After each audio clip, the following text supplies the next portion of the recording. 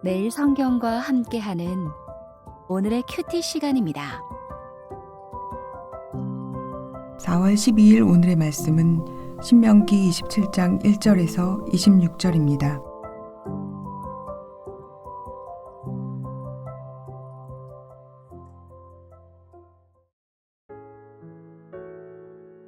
모세와 이스라엘 장로들이 백성에게 명령하여 이르되 내가 오늘 너희에게 명령하는 이 명령을 너희는 다 지킬지니라. 너희가 요단을 건너 내 하나님 여호와께서 내게 주시는 땅에 들어가는 날에 큰 돌들을 세우고 석회를 바르라. 요단을 건넌 후에 이 율법의 모든 말씀을 그 위에 기록하라. 그리하면 내 하나님 여호와께서 내게 주시는 땅 곧 젖과 꿀이 흐르는 땅에 내가 들어가기를 내 조상들의 하나님 여호와께서 내게 말씀하신 대로 하리라. 너희가 요단을 건너거든 내가 오늘 너희에게 명령하는 이 돌들을 에발산에 세우고 그 위에 석회를 바를 것이며 또 거기서 내 하나님 여호와를 위하여 제단 곧 돌단을 쌓되 그것에 쇠 연장을 대지 말지니라. 너는 다듬지 않은 돌로 내 하나님 여호와의 제단을 쌓고 그 위에 내 하나님 여호와께 번제를 드릴 것이며 또 화목제를 드리고 거기에서 먹으며 내 하나님 여호와 앞에서 즐거워하라. 너는 이 율법의 모든 말씀을 그 돌들 위에 분명하고 정확하게 기록할지니라. 모세와 레위 제사장들이 온 이스라엘에게 말하여 이르되 이스라엘아 잠잠하여 들으라. 오늘 내가 내 하나님 여호와의 백성이 되었으니 그런즉 내 하나님 여호와의 말씀을 청종하여 내가 오늘 내게 명령하는 그 명령과 규례를 행할지니라.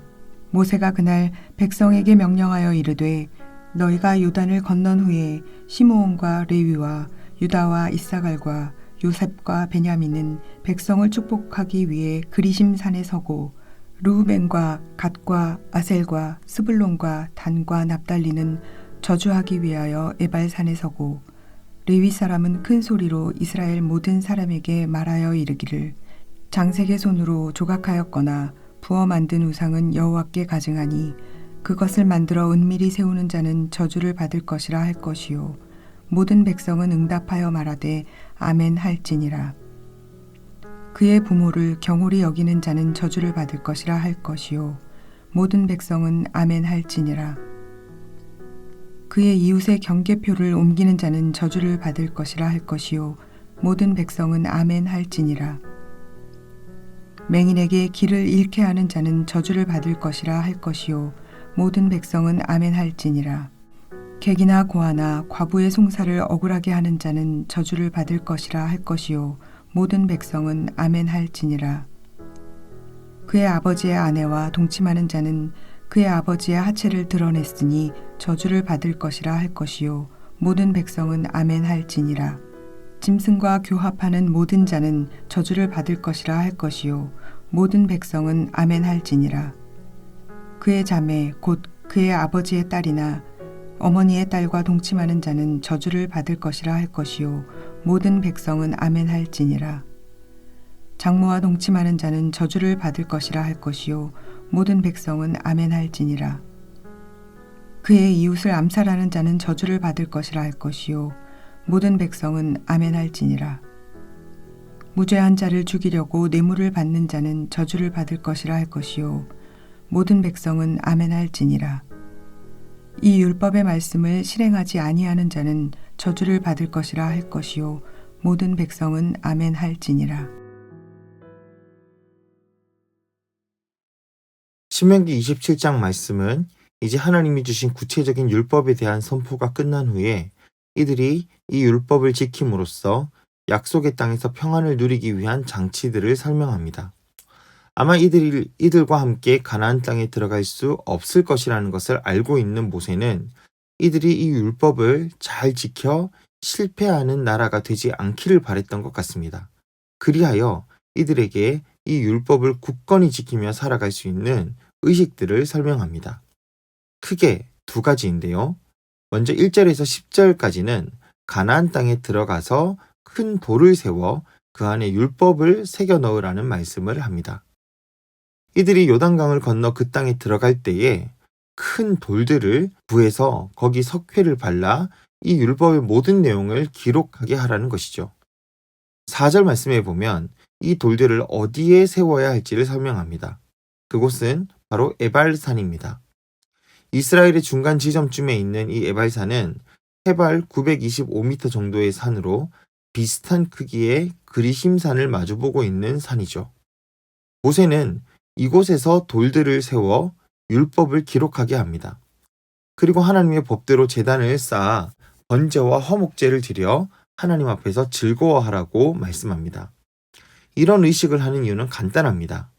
기억하게 하는 것입니다. 생각나게 하는 것입니다. 잊지 말아라 하는 것입니다. 이렇게 이들이 하나님과의 언약을 체결한 증거를 남김으로써 이들은 신실하게 하나님의 백성이 되고 그 명령과 규례를 지켜 나가야 합니다. 그럴 때 이들은 하나님이 말씀하신 대로 젖과 꿀이 흐르는 땅에서 하나님이 주시는 복이 되어 복을 흘러보내는 존재로 살아갈 것입니다. 이스라엘 백성의 복은 하나님이 말씀을 기억하고 순종하는 데 달려 있습니다. 이 말씀을 순종하고 지키는 것은 보통이 아니라 바로 축복입니다. 오늘 우리는 어떻습니까? 우리는 하나님의 말씀을 날마다 읽고 기억하고 묵상하고 살아가므로 하나님이 주시는 복을 날마다 누리며 살아가고 있습니까? 이것이 진짜 우리의 복임을 기억하고 살아가고 있습니까? 두 번째, 11절에서 26절 말씀은 이 율법을 따라 축복과 저주를 선포하는 의식을 설명합니다.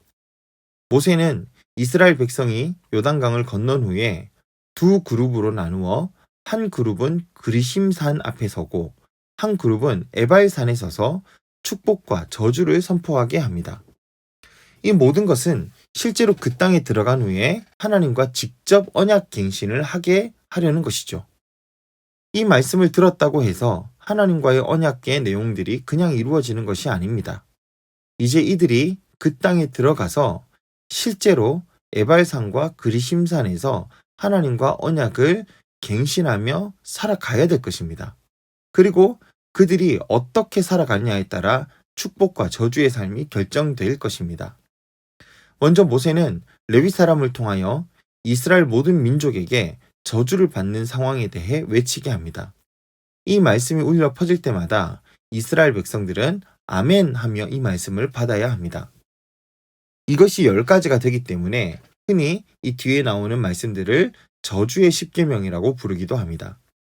이 내용들은 앞에서 이야기했던 내용들, 하나님의 율법들의 대표적인 이야기들을 모아놓은 것입니다.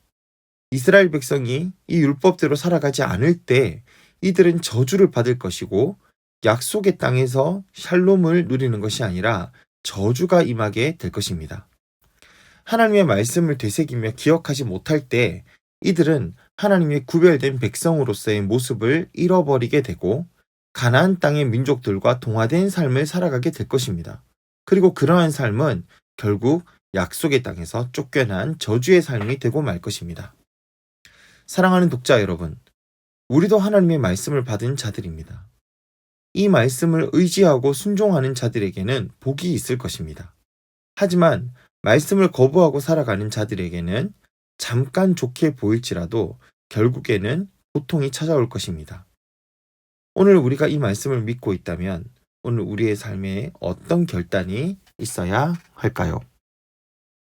내 삶에 주시는 하나님의 말씀을 잊어버리지 않기 위해 여러 가지 방법을 생각해 봅시다. 그리고 잊지 않고 그 말씀 따라 살 수 있도록 오늘도 주님을 의지하며 살아갑시다. 기도하겠습니다. 하나님 아버지, 감사합니다. 그리심산과 에발산의 여러 의식들을 보며 우리가 하나님의 말씀을 기억하고 잊지 말아야 함을 다시 한번 생각해 보게 되었습니다.